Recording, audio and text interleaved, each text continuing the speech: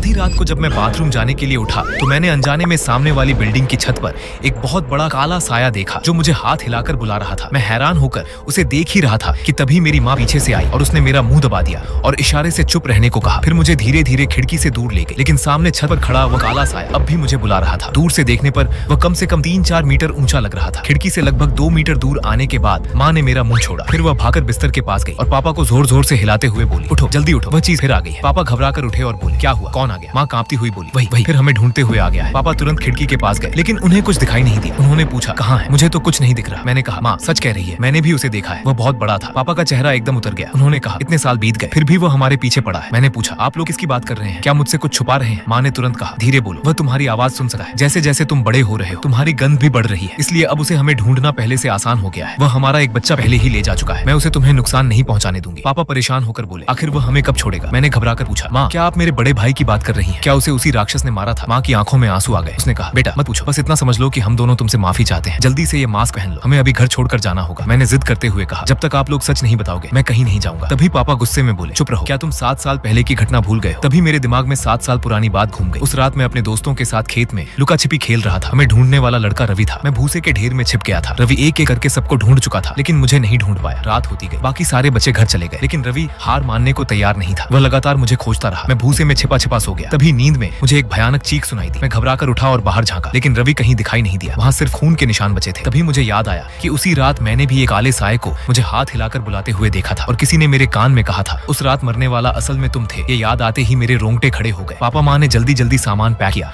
और मुझे लेकर घर से निकल गए। आधी रात को पापा बहुत तेज गाड़ी चला रहे थे। मैंने कहा, पापा थोड़ा धीरे चलाओ, मुझे डर लग रहा है। पापा बोले, नहीं, थोड़ी देर में घना कोहरा छा जाएगा, हमें हाईवे तक पहुंचना होगा। गाड़ी तेज रफ्तार से दौड़ रही थी, लेकिन टोल प्लाजा के पास पहुंचते ही सचमुच कोहरा छा गया। पापा को मजबूर होकर स्पीड कम करनी पड़ी। तभी मैंने पीछे देखा तो एक काला साया हमारी गाड़ी का पीछा कर रहा था। पापा ने भी उसे शीशे में देख लिया था। उनके हाथ कांपने लगे। मैंने डरते हुए कहा, पापा हम इतनी तेज गाड़ी चला रहे हैं फिर भी वो हमारे पीछे कैसे आ रहा है? पापा दांत भींचकर बोले, नहीं, अभी और तेज जाना होगा। सब लोग सीट बेल्ट बांध लो, आज मैं उसे पीछे छोड़कर ही दम लूंगा। मैंने कांपती आवाज में कहा, पापा मुझे बहुत डर लग रहा है, इतनी तेज मत चला। तभी पापा ने कहा, बेटा तुम चिंता मत करो, तुम्हारा बाप कभी पहाड़ी रास्तों का सबसे तेज ड्राइवर हुआ करता था, तुम बस मजबूती से बैठे रहो। ये कहकर पापा ने स्टीयरिंग को कसकर पकड़ा और एक जोरदार चीख के साथ एक्सीलेटर पूरी ताकत से दबा दिया। हमारी गाड़ी घने कोहरे को चीरती हुई हाईवे पर चढ़ गई। मैंने स्पीडोमीटर की तरफ देखा तो गाड़ी की रफ्तार 110 के पार जा चुकी थी। टायरों से धुआं निकलने लगा था और पीछे हमारा पीछा कर रही वह काली परछाई धीरे धीरे दूर होती जा रही थी। मैंने घबरा कर पूछा, पापा क्या हम उस चीज से बच गए? क्या वह अब दोबारा हमारे पीछे नहीं आएगी? पापा ने गहरी सांस लेते हुए कहा, अभी तो पीछा छूट गया है, लेकिन मुझे पूरा यकीन है कि वह फिर हमारे पीछे आएगी, इसलिए हमें जरा भी लापरवाही नहीं करनी चाहिए। इसके बाद पापा कई घंटों तक लगातार गाड़ी चलाते रहे। आखिरकार रास्ते में एक सर्विस एरिया आया तो हम वहाँ रुक गए। गाड़ी से उतरने के बाद भी पापा के चेहरे पर डर साफ दिखाई दे रहा था। वह बार बार चारों तरफ देख रहे थे जैसे किसी खतरे की तलाश कर रहे हो। जब उन्हें यकीन हो गया कि फिलहाल सब सुरक्षित है तब जाकर उन्होंने राहत की सांस ली। हम तीनों ने थोड़ा बहुत खाना खाया और फिर वहीं बेंच पर बैठे बैठे सो गए। अगली सुबह जब मेरी आंख खुली तो सूरज निकल चुका था। हम आगे निकलने की तैयारी कर रहे थे कि तभी मुझे एहसास हुआ कि माँ कहीं दिखाई नहीं दे रही है। पापा घबरा कर बोले, बेटा तुम्हारी माँ कहाँ है? क्या तुमने उन्हें देखा है? मैंने दूर इशारा करते हुए कहा, हाँ पापा वो वहाँ है। मैंने देखा कि माँ किसी पागल इंसान की तरह एक बड़े ट्रक के नीचे घुसने की कोशिश कर रही थी। पापा भागते हुए उनके पास पहुंचे और उनका हाथ पकड़कर बाहर खींचने लगे, लेकिन माँ पूरी ताकत से ट्रक के नीचे जाने की कोशिश कर रही थी। ऐसा लग रहा था जैसे कोई अदृश्य शक्ति उनके शरीर को नियंत्रित कर रही हो और उन्हें असामान्य ताकत दे रही हो। तभी ट्रक का ड्राइवर गुस्से में वहाँ आ गया और चिल्लाते हुए बोला, अरे पगली औरत, अगर मरना है तो कहीं और जाकर मर, मेरी गाड़ी को बदनाम मत कर। वह पापा और माँ को बुरी तरह डांटने लगा। तभी हम माँ को खींचकर बाहर निकालने में कामयाब हो गए, लेकिन जैसे ही ड्राइवर की नजर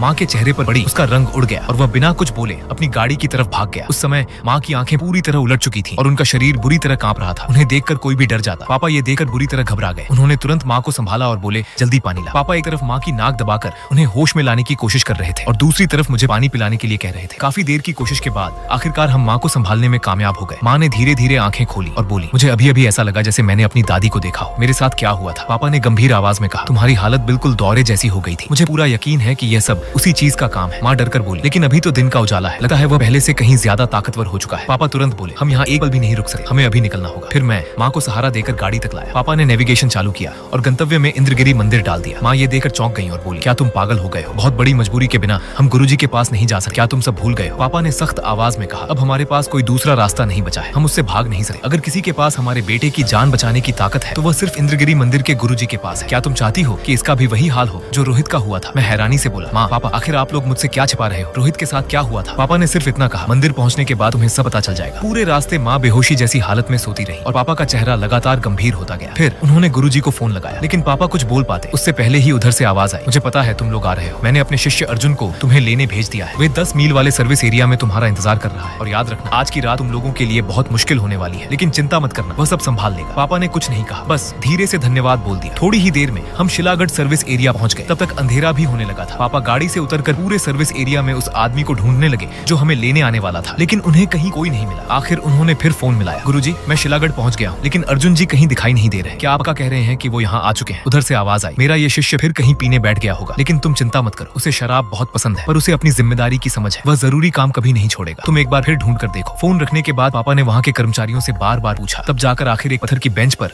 हमें अर्जुन जी मिल गए। वह पूरी तरह नशे में धुत थे, लेकिन वह वैसे बिल्कुल नहीं थे जैसे मैंने किसी बड़े साधु की कल्पना की थी। वह मुझसे बस कुछ ही साल बड़े लग रहे थे। उन्होंने साधारण कपड़े पहन रखे थे, उनका चेहरा शराब से लाल हो रखा था और वह एक खाली बोतल को सीने से लगाए गहरी नींद में सो रहे थे। मैंने पापा से कहा, क्या ये सच में हमारी मदद कर पाएंगे? ये तो किसी शराबी जैसे लगते हैं। पापा बोले, जो भी हो, पहले इन्हें गाड़ी में बैठाओ। फिर मैं और पापा मिलकर किसी तरह अर्जुन जी को उठाकर गाड़ी में ले आए। पूरे रास्ते वह गहरी नींद में खर्राटे लेते रहे। गाड़ी तेज चल रही थी और बाहर का कोहरा लगातार घना होता जा रहा था। तभी अचानक बाहर से एक भयानक चीख सुनाई दी। ऐसा लग रहा था जैसे वह आवाज कार के शीशे तोड़ देगी। मैं घबराकर अर्जुन जी को झकझोरने लगा और बोला, उठिए, जल्दी उठिए, आप हमारी मदद करने आए हैं ना? लेकिन उन्होंने करवट बदली और फिर सो गए। वह नींद में कुछ बड़बड़ाते हुए बोले, अभी मेरे पास समय नहीं है। तभी पापा ने स्टीयरिंग को कसकर पकड़ लिया और भारी आवाज में चिल्लाए, वह आ गया, वह सच में आ गया, वह आ गया, वह सच में आ गया। वह आवाज लगातार हमारे करीब आती जा रही थी। उसे सुनकर मेरा दिमाग फटने लगा। ऐसा लग रहा था जैसे हजारों छोटे कीड़े मेरी हड्डियों के अंदर घुसकर उन्हें चबा रहे हों। मैं दर्द से सिर पकड़कर बैठ गया। तभी मेरी नजर माँ पर पड़ी। उन्होंने अपनी सीट के पास रखा शीशा तोड़ने वाला हथौड़ा उठा लिया था और उसे अपने सिर पर मारने वाली थी। तभी गहरी नींद में सो रहे अर्जुन जी अचानक पलटे और नशे में बड़बड़ाने वाले अंदाज में जोर से चिल्लाए, इतना शोर क्यों मचा रखा है? दिखाई नहीं देता? मैं सो रहा हूँ। उनकी आवाज सुनकर मैं खुद डर गया। लेकिन हैरानी की बात यह थी कि जैसे ही उन्होंने ये कहा, बाहर की सारी चीखें एकदम बंद हो गई। माँ भी अचानक सामान्य हो गई और गाड़ी फिर से आराम से चलने लगी। मैंने अपने बगल में खर्राटे लेते उस जवान साधु को देखा। वह उम्र में भले छोटा लग रहा था, लेकिन अब मुझे लगने लगा था कि उसके पास सच में कोई शक्ति है। इससे मेरे मन को थोड़ी राहत मिली। पता नहीं कितना समय बीत गया। तभी पापा ने अचानक पूछा, बेटा बाहर कोई गाड़ी दिख रही है क्या? मैंने कहा, हाँ, अभी एक वैन हमारे पास से निकली है। पापा चौंकर बोले, कौन सी वैन? मुझे तो कुछ नहीं दिखा। मैंने हैरानी से पूछा, आपको सच में नहीं दिखी? पापा बोले, नहीं, मुझे सड़क पर एक भी गाड़ी दिखाई नहीं दे रही। मैंने बाहर देखा, कोहरा जरूर था, लेकिन सड़क पर एका दुका गाड़ियां लगातार आ जा रही थी। मैंने पापा को गाड़ी इमरजेंसी लेन में रोकने को कहा। फिर मैं खुद ड्राइवर सीट पर बैठा, लेकिन जैसे ही मैंने आगे देखा, मेरे होश उड़ गए। अब मुझे भी सड़क पर एक भी गाड़ी दिखाई नहीं दे रही थी। इस हालत में हम आगे चलाने की हिम्मत नहीं कर पा रहे थे, लेकिन वहीं रुकने की भी हिम्मत नहीं थी। तभी अर्जुन जी फिर से हिले। पता नहीं वह नींद में चल रहे थे या नशे में थे। अर्जुन जी फिर से हिले, सीधे मेरी शर्ट पकड़ने लगे। मैं पहले से ही परेशान था। उनकी ये हरकत देखकर मुझे गुस्सा आ गया। मैंने झटके से उन्हें एक थप्पड़ मार दिया। वह पीछे की सीट पर टेढ़े होकर गिर पड़े, लेकिन तभी वह फिर से हिलने लगे। वह नींद में बड़बड़ाते हुए बोला, इस लड़के की शर्ट उतारो और गाड़ी के नीचे फेंक दो, तभी जाकर ये माया जाल टूटेगा। फिर मैंने जल्दी से अपनी एक शर्ट उतारी और माँ को दे दी। माँ मेरी शर्ट लेकर गाड़ी का दरवाजा खोलने लगी। तभी अर्जुन जी ने आंखें बंद रखे फिर बड़बड़ाया, याद रखना, नीचे उतरकर चाहे जो भी दिखाई दे उसे देखा ही मत समझना, कपड़ा रखकर तुरंत वापस आ जाना। माँ ने उसकी बात मानी और नीचे उतर गई। उन्होंने कपड़ा रख दिया और जल्दी से वापस भी आ गए, लेकिन लौटे समय उनका चेहरा पूरी तरह बुझा हुआ था, जैसे उन्होंने कुछ ऐसा देख लिया हो जिसे भूलना मुश्किल हो। पापा ने पूछा, कपड़ा रख दिया? माँ ने बस चुपचाप सिर हिला दिया, लेकिन उनकी आंखों से आंसू बह रहे थे। पापा ने चाबी घुमाई और गाड़ी स्टार्ट करने लगे। तभी माँ ने उनका हाथ पकड़ लिया, गाड़ी मत चलाओ। पापा ने पूछा, क्या हुआ? माँ रोते हुए बोली, रोहित गाड़ी के नीचे है। रोहित तो मर चुका है, तुम जो देख रही हो वह रोहित नहीं है, होश में आओ। लेकिन माँ लगातार रोती रही और पापा का हाथ पकड़कर उन्हें गाड़ी चलाने से रोकती रही। तभी अचानक ठक ठक की आवाज आने लगी, इस बार पहले से कहीं ज्यादा तेज। 1 2 5 10, फिर न जाने कितनी। ऐसा लग रहा था जैसे दर्जनों हाथ एक साथ गाड़ी के शीशों और दरवाजों को पीट रहे हो। मैंने डरकर कहा, पापा जल्दी गाड़ी चलाओ। तभी माँ पागलों की तरह स्टीयरिंग पकड़ने लगी और बोली, नहीं, रोहित नीचे है, वह मुझे बुला रहा है, क्या तुम उसे कुचल दोगे? बाहर धमकने की आवाजें लगातार तेज होती जा रही थी, लेकिन माँ किसी पागल इंसान की तरह पापा को रोक रही थी। तभी अर्जुन जी ने करवट बदलते हुए कहा, ये औरत बहुत परेशान कर रही है, ये माला इसके गले में डाल दो। उन्होंने एक माला पीछे की सीट पर फेंक दी। मैंने तुरंत उसे उठाया और माँ के गले में डाल दिया। माला पड़ते ही माँ एकदम शांत हो गई। उसी समय बाहर कुछ गाड़ी को पूरी ताकत से पीट रहा था। ऐसा लग रहा था जैसे अगले ही पल शीशे टूट जाएंगे। मैंने चिल्लाकर कहा, पापा गाड़ी चलाओ, जल्दी चलाओ। तभी अर्जुन जी फिर बड़बड़ाए, थोड़ा दर्द होगा लड़के, सह लेना। एक पल के लिए मैं उनकी बात नहीं समझा, लेकिन अगले ही पल सब समझ में आ गया। पापा ने पूरी ताकत से एक्सीलेटर दबा दिया। मैं पीछे की सीट से जोर से टकराया। उसी समय गाड़ी के नीचे से कुछ कुचलने की भयानक आवाज आई। ऐसा लगा जैसे हड्डियां टूट रही हूँ। उसी पल मेरे पूरे शरीर में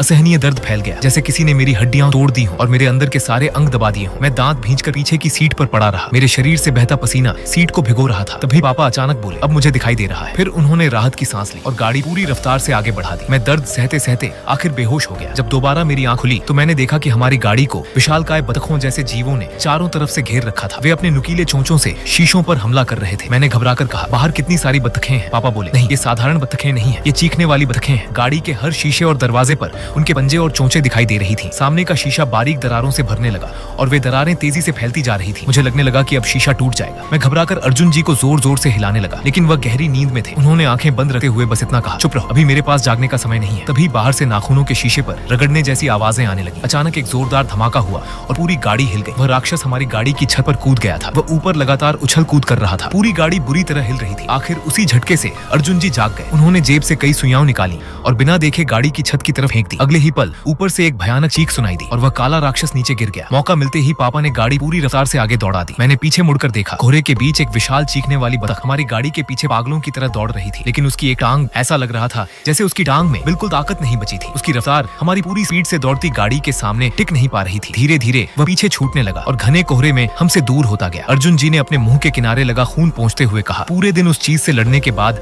जाकर उसकी एक टांग तोड़ पाया हूं। मैंने हैरानी से पूछा, उसकी टांग आपने तोड़ी थी? वह बोले, नहीं तो क्या वह खुद ही तोड़ लेता। अभी थोड़ी देर पहले तुमने जो मुझे जोरदार थप्पड़ मारा था, अगर वह थप्पड़ नहीं पड़ता तो मैं चूकता ही नहीं। मुझे याद आया कि गुस्से में मैंने सच में उन्हें जोर से थप्पड़ मार दिया था। ये सोचकर मैं कुछ बोल ही नहीं पाया, लेकिन अर्जुन जी ने भी बात को आगे नहीं बढ़ाया और पीछे कोहरे में गायब होते उस राक्षस को देखते हुए बोले, ये जीव धरती पर लाखों सालों से मौजूद है। इनमें से कुछ ने बहुत ऊंची बुद्धि भी हासिल कर ली है और ये बदला कभी नहीं भूलते। इनका ठिकाना इंसानों से बहुत दूर होता है। आखिर तुम लोगों ने ऐसा क्या किया था कि ये तुम्हारे पीछे पड़ गया? तब पापा ने सारी कहानी बताई। कई साल पहले अकाल के समय मेरे माता पिता के पास खाने के लिए कुछ नहीं था, इसलिए दोनों जंगल में खाना ढूंढने निकले। उन्हें एक मोटी बतख मिली जिसे पकड़कर उन्होंने मार दिया, लेकिन जब उसे साफ किया गया तब पता चला कि उसके नीचे 4 छोटे छोटे बच्चे भी थे। उस समय उन्हें बहुत बुरा लगा, लेकिन मजबूरी में उन्होंने सबको पकाकर खा लिया। कुछ समय बाद पता चला कि माँ 2 महीने की गर्भवती थी और उनके पेट में जुड़वा बच्चे थे। पूरा गर्भकाल बहुत कठिन रहा। तब उन्होंने एक ज्ञानी बाबा से सलाह ली थी। उस बाबा ने कहा था कि माँ के पेट में सिर्फ 2 बच्चे नहीं है, उनके साथ एक अजीब सी शक्ति भी पल रही है जो बच्चों के साथ साथ बड़ी होगी और उसकी मौजूदगी समय के साथ और मजबूत होती जाएगी। वह ज्ञानी बाबा कोई और नहीं बल्कि गुरुजी ही थे। इसके बाद का सफर बिल्कुल शांत रहा और हम जल्दी ही गुरुजी के आश्रम पहुंच गए। गुरुजी ने हमें देकर कहा, भगवान का नाम लो। इतने साल बीत गए लेकिन वह जीव अभी भी तुम्हारा पीछा नहीं छोड़ रहा। जब तक यह लड़का जिंदा है और उसके शरीर से वह आभा निकलती रहेगी, वह जीव इसे ढूंढता रहेगा। माँ तुरंत रोते हुए बोली, गुरुजी मेरे बेटे को बचा लीजिए, कोई रास्ता निकालिए। गुरुजी ने उन्हें उठाते हुए कहा, उपाय है, मैं उसे समझाने की कोशिश करूंगा। अगर मेरा अनुमान सही है तो वह किसी भी पल यहाँ पहुंच जाएगा। तभी अचानक आसमान में जोरदार धमाका हुआ और एक विशालकाय बतख राजा हमारे सामने आकर उतरा। उसके उतरते ही चारों तरफ धूल का गुबार छा गया। धूल हटने पर वह क्रोध से हमें घूरते हुए बोला, तुम लोगों ने सालों पहले जिस बतख और उसके 4 बच्चों को मारा था वे मेरी पत्नी और मेरे बच्चे थे। आज मैं उस खून का बदला लेकर रहूंगा। गुरुजी शांत स्वर में बोले, बदले का सिलसिला कभी खत्म नहीं होता। तुमने इतनी कठिन साधना करके ये रूप आया है, अब इस क्रोध को छोड़ दो। लेकिन वह राक्षस गरज कर बोला, चुप रहो बूढ़े साधु, पहले तुम्हें मारूंगा फिर अपना बदला पूरा करूंगा। तभी कुछ देर बाद मैंने देखा कि वह विशाल राक्षस अचानक एक छोटे से बतख के बच्चे में बदल गया। मैंने हैरानी से पूछा, गुरुजी ये कैसे हुआ? वह मुस्कुराकर बोले, मैंने उसके मन का अंधेरा दूर कर दिया है और उसके बदले की आग शांत कर दी है। अब वह किसी को नुकसान नहीं पहुंचाएगा। तुम्हारा बेटा भी सुरक्षित है। पापा और माँ दोनों गुरुजी के पैरों में गिर गए और बार बार उनका धन्यवाद करने लगे। तब गुरुजी ने कहा, याद रखना, बिना वजह किसी भी जीव को नुकसान मत पहुंचाना। हर प्राणी का जीवन मूल्यवान है। इस दुनिया में सभी जीव समान है और इंसानों को प्रकृति और जानवरों के साथ मिलजुल कर रहना चाहिए। गुरुजी की बात सुनकर हम सबकी आंखें खुल गई और उस दिन के बाद हमने कभी किसी छोटे जानवर को नुकसान नहीं पहुंचाया।